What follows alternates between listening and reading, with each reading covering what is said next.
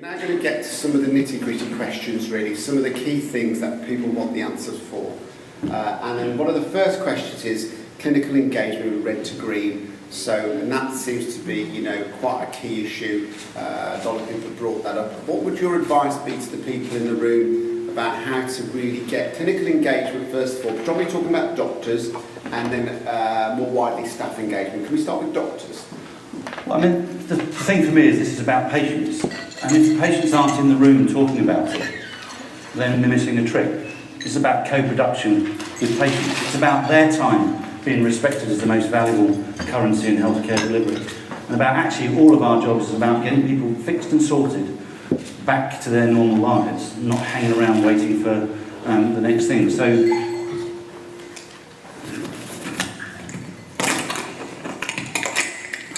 can I just check? Can everybody hear me? Yeah. So I'm going to stop using this. So I would encourage how many people here have used experience-based design? Okay, it's really, really powerful. Getting patients involved, getting them absolutely immersed and involved in the process. And the one thing about having patients or relatives or in the room when you are doing pieces of work, or even at your board rounds, having a patient there, is it actually can help moderate some of the behaviours that you sometimes see around sort of systems. The other thing I'm very clear about is, from the general medical standpoint, we're talking about doctors in the first, from a general medical council point of view, due to the doctor, it is a responsibility of every doctor to engage with an organisational improvement programme. It's actually not acceptable to disengage or diss it or actually contradict it. It's great to come along with a better idea and say, can we try this, because I think this might work better. That's absolutely fine. But it's about how do we promote it, how do we get the positive side about focusing around patients, about making patients' time the most valuable currency in healthcare delivery, rather than going straight in with the GMC regulations. But actually that's underpinning it all. Actually, I feel some people don't get engaged with it because they don't fully understand it. And they see it as being used as, or they perceive it as being used as a criticism of them. It's not. It's not criticism of anybody. It's about a learning environment, about how we find the wasted time in patients' journey and get rid of it. And if you've got surgeons who are really into the enhanced recovery programme, have you got any surgeons in the room or any surgical teams in the room? Okay, yeah. If you've got surgeons who really get the enhanced recovery programme, get them talking about it. So use as many different routes to get that engagement as possible. And always go with the winners first. If you think, well, we can't start until everybody's 100% agreement, forget it, you'll never get 100% agreement. But if you've got some real champions who can then bring on the next group of people who have amongst them the people who create the followership in the organisation, then focus on that. So it's about building it over time. And it's about having the Chief Operating Officer, the Medical Director and the Chief Nurse all aligned to it. I see lots of improvement programmes going on in hospitals, particularly around emergency care and flow. And people think flow is separate from safety. People think safety, flow is separate from money. It's not. The 6 domains of quality cover flow, safety, the whole lot. So experience, the whole lot, and efficiency. So it's how you tie it all together. So those 3, what I call the clinical operational executive directors, if they're not demonstrating the appropriate behaviours, you're not going to get that mirrored throughout the organisation. So it's about leadership behaviours, it's about engagement, it's about using patients to get people sucked into wanting to do this. But finding that hook that attracts people. The GMC bit is the last bit. If I see people openly disrupting an improvement piece of work on a ward, then that has to be a conversation that day with that person. But otherwise, it's about how do we encourage people to be involved in it. Okay.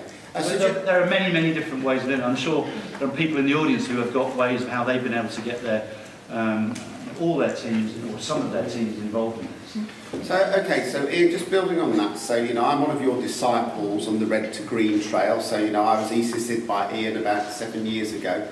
But just play it back to you around the doctors. So I've presented about 2 or 3 grand rounds in the last 2 or 3 weeks, and there is a level of scepticism. What about doctors do tend to want to see the numbers? What type of measures would you advise the people out here to collect, and how to collect them to convince our clinical colleagues that this is a good thing to do all those things that you've talked about? Well, I think first and foremost we've got to remember that Red2Green is one tool in the armamentarium of improving the emergency care pathway. And if you think that one tool is going to solve everything for you, it won't. It will help. You know, particularly if you get your stranded patient metric down and your bed occupancy down because you've got rid of unnecessary waiting days, therefore length of stay comes down. I much prefer saying, let's get rid of the wasted days rather than let's aim to reduce length of stay. I find aiming to reduce length of stay a bit sterile and puts people off, but getting rid of wasted time is, patient time and staff time, and contracts people. So, it's... Can I ask you another question? What's the stranded patient metric? Obviously I know the answer. I get sacked if I didn't. But just for everybody in the room, what is the stranded patient metric? There is only one definition of the stranded patient metric. The stranded patient metric is the number of beds occupied by people who've been in hospital 7 days or more. End of. You can then subdivide it into over 75, under 75. If you want to do it in all and then subdivide it between acute and elective, because sometimes you do find quite a few electives. But the key thing is the nice thing about the stranded patient metric isn't a defined. It's not a defined metric. It's a hard number. So how many people here have medically fit for discharge or medically occupied for discharge numbers in the hospital? How many people believe them? We'll have a chat. The problem Mark is presenting in a little bit. And how many people have reported DTOCs on a regular basis, delayed transfers of care? The problem with delayed transfers of care, it's a defined number. It's also at the very, very end of the journey. So if you don't do something on day one that messes somebody up and they decondition to requiring two people 3 times a day to transfer, because you didn't deal with a hypercatabolic state related to an abscess somewhere, you didn't deal with it on day 1 or day 2, but you eventually got round to it on day 3. And then on day 24, you're going, well, that's social care, they haven't put it in the package. And you look at the patient, they've got, the quadriceps muscle circumference or whatever's shrunk by 25 to 30%, so you'll go, why are we blaming social care on? It's about getting it all the way back to the beginning of the journey. So the stranded patient metric is not a measurement for judgment, it's a measurement for improvement. It asks you to look at both days 0, 1, 2, 3, 4, 5, 6.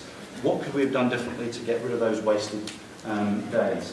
By the time somebody is defined as medically optimised or delayed transfers of care, and the thing that I find really interesting, the way of describing it, when I go interesting like that, I'm sort of thinking, why do we do it that way? Is we get people writing medically fit for discharge, now for discharge planning. Does anybody see that written in notes? That's a bit late then. Discharge planning should start on day 0, if not actually before, because if somebody's coming in with a long-term condition, they could actually have a generic discharge plan already in place, because guess what, 60 to 70% of our admissions are people with long-term conditions or frailty. Therefore, how come we haven't got pre-planning of discharge for that group of patients in the population? We seem to behave as though every emergency admission is a surprise, and then discharge is another surprise in the journey. We need to take it back and go, actually, how do we systematically?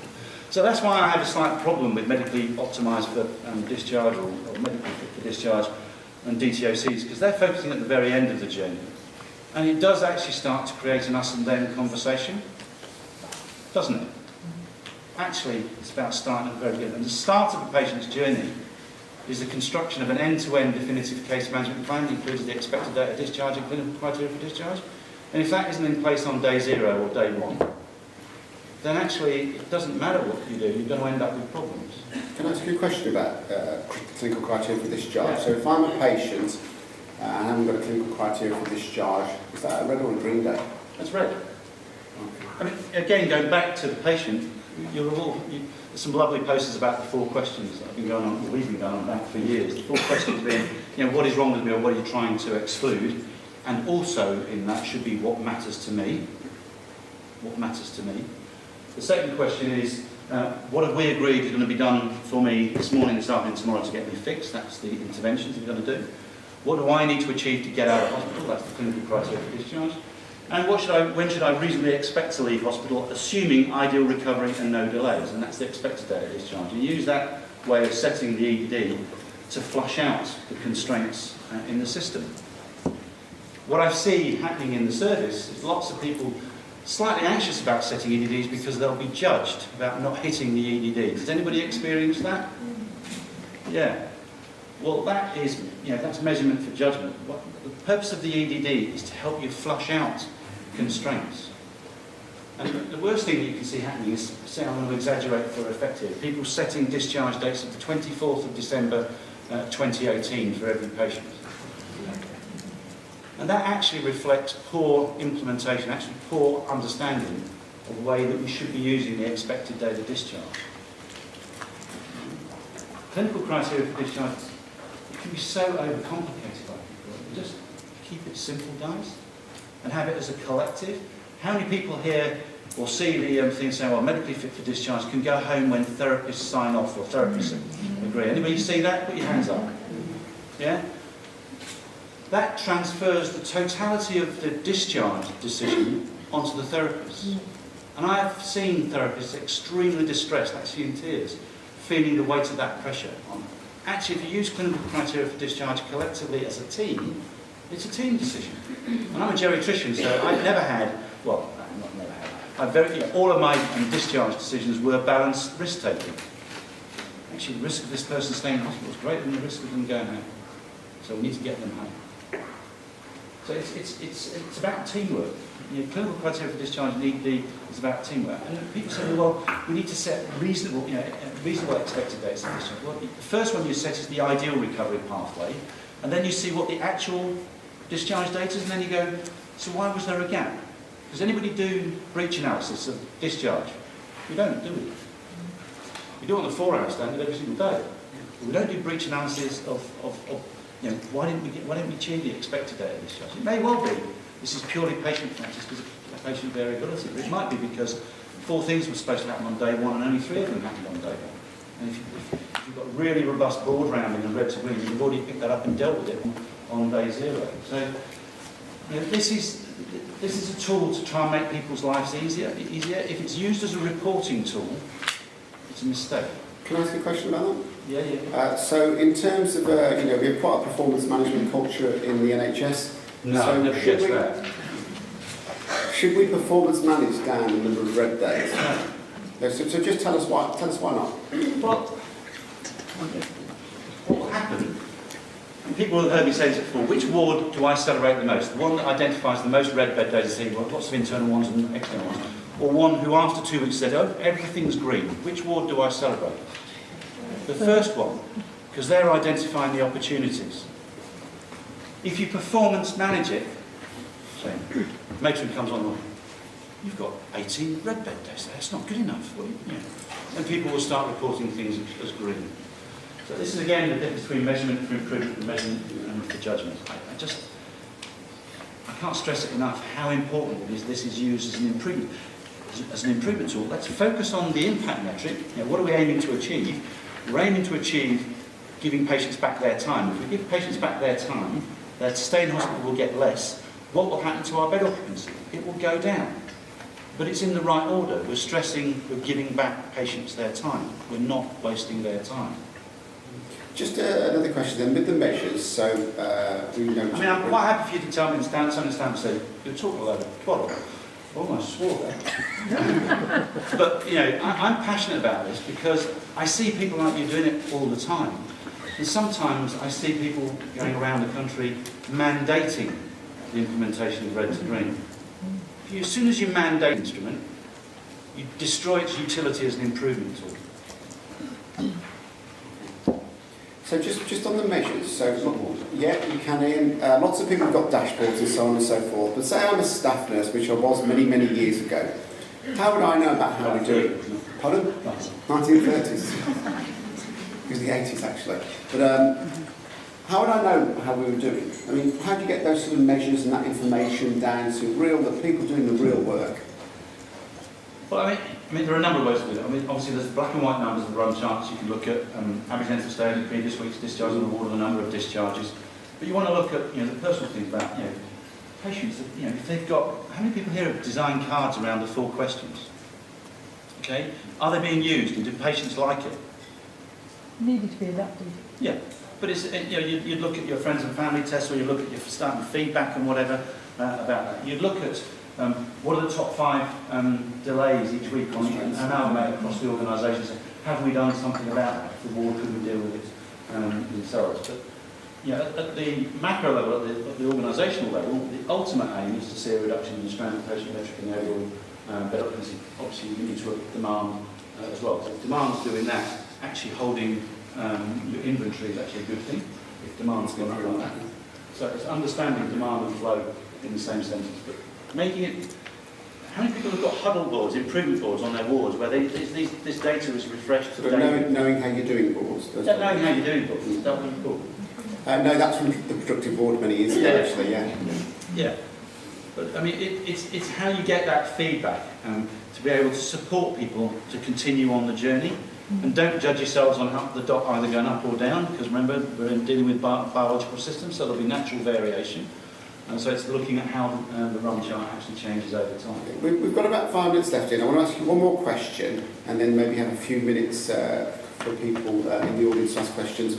So one of the things that sort of came up today was, how do you embed the philosophy? How do you get some degree of sustainability? Okay, so as I say, Red2Green is a tool. It's based on theory of constraints. To get QI methodology embedded in an organisation, you've got to have board level leadership and ownership. And that's a board that's prepared to look at itself and does it have the competencies and capabilities to actually support. They don't have to be experts, they just need to know how to go out and support it.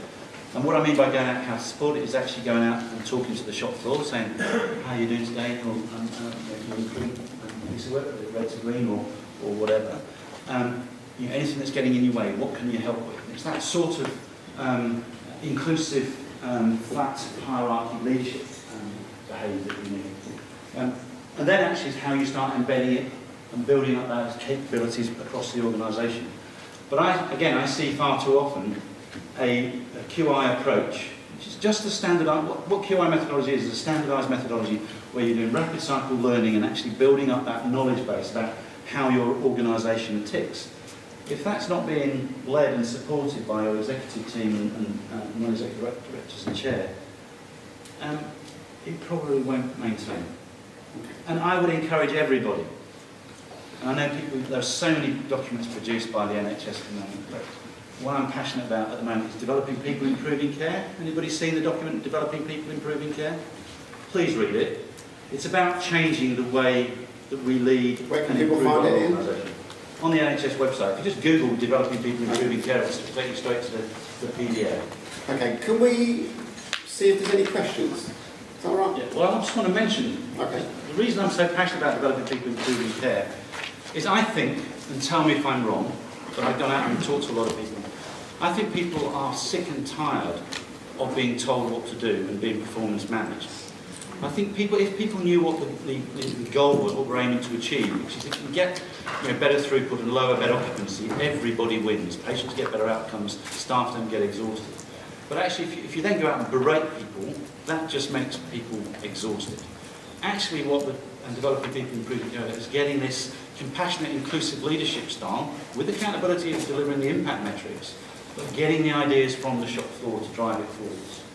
And all the international evidence on high-performing healthcare systems is that the leadership element is absolutely that, not performance, excessive performance managing. Yeah, and just to build on that thing about respect, so I speak to someone at lunchtime who's really, I don't know the person Please before, don't tweet that last statement. who's an improvement person, but actually, this person is trying to put Red2Green. She was told by senior management, finger in the face, you are rubbish. You're rubbish, relatively recently. Do you think that organisation will be doing very well with Red2Green? No. Culture's important. Are there any questions? If you just put your hand up if you've got a question for Ian, just a couple of times. We've got one here, Emma, just so you get a bit of exercise to run. Don't trip over. Remember that conference? Yeah. Sorry. Emma has history. But she's not got no high heels on, though. You mentioned about the board and execs being on board with Red2Green. Where is that message going to come from on how it should be delivered, why it should be delivered?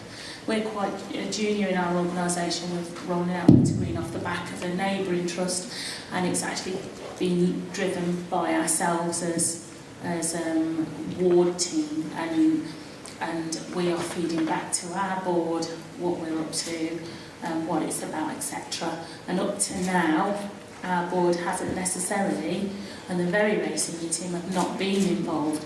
So where is that importance, that message of importance going to come from? Okay. So, and great that you're doing it. It's going to be very important for you to maintain and sustain it, to have that board involvement.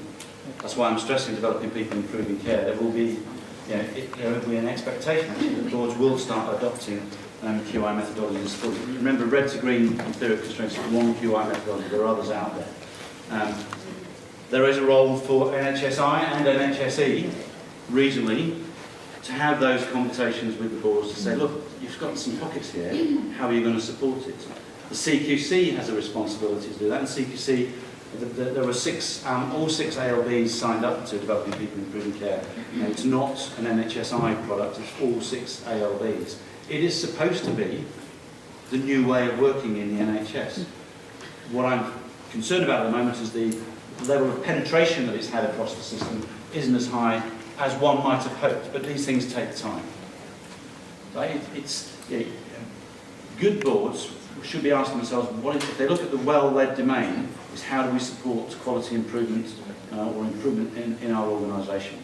And they should be understanding the importance of QI methodology. And if you look at all those organisations that have got, it's not the only barometer, and there are, as I say, international publications of it. But if you look at all those organisations that achieved outstanding on the CQC ratings, all bar one have both a leadership programme that's an inclusive programme and do work on culture, but also have an embedded QI methodology. And at the other end of the scale, you don't see that. Okay? And as I say, there's the international evidence, quite a lot of it coming out of Canada, on what are the key characteristics of high-performing systems, and leadership, culture, and QI methodology always appear in the top 10. Okay. I think we've got a question over there, and we've got a question there, and then that'll be it then. So, Gary, do you want to ask your question? Yeah, it's essentially around, you've been thinking this way for the last 10 years. But suddenly it's actually had a huge amount of traction. Yeah. And it's how we systemise that. Yeah. So it's not just seen as another badge. That there's a reason why it's actually got traction. But social media has got something to do with that, really. And I think we need to adopt the same approach, because we'll always be fooling around with small numbers rather than actually doing large scale. Yeah. And what saddens me personally, watching over the last 15 years, is seeing the modernisation agency start to build capacity and capability in the QI methodology, and we cut it off at its knees. And we had the NHS Institute, producing fantastic products, got cut off at its knees. The original NHS improvement got cut off at its knees. Okay, so it's about how do we get the message over that we've got to get this sustained application of QI methodology. It's not the be all and end all. QI methodology without leadership and the right culture will not work. It's about you've got to have all three. And use of social media. The amount of Twitters not just today, but Twitter I've seen about, whatever it is, I'm not a Twitterati, he's trying to teach me. The amount of stuff I've seen about Red2Green and NPJ prices. How many impressions is it now of NPJ? Well, NPJ prices is probably the one that's sort of taken off, and probably developing into a genuine social movement, not just here, but lots of countries. But yeah, probably about 55 to 60 million impressions. It's more importantly, people are taking action. Yeah. People are taking action with that, and you can see it. People are getting more patients stressed, getting them up and moving, and that will cost nothing. Just aware of the time. One last question. More question. Yeah. Today has been all about value-added care. All of our time being value-added. Yeah. I'm aware of EDD, and I can say hand on heart that we've got 100% compliance with EDD. However, I don't trust the accuracy at all, and yet it's been suggested that we link a clinical criteria for discharge to an EDD, and I really struggle with it. I struggle with it because I think it's a great idea, but the implementation isn't behind it. Well, EDD clinical criteria are clinical instruments. They are not managerial. They are clinical instruments about creating an expectation of the patient's journey, assuming ideal recovery and no delays. And you use it to flush out the constraints. And I have no difficulty about the accuracy of the EDD, because that's the talk of a measurement for judgment. Because, way back 15, 20 years ago, when I first started setting EDDs, only hit about 30% of them because we haven't dealt with the things that were stopping us actually delivering. We haven't got rid of the waiting days.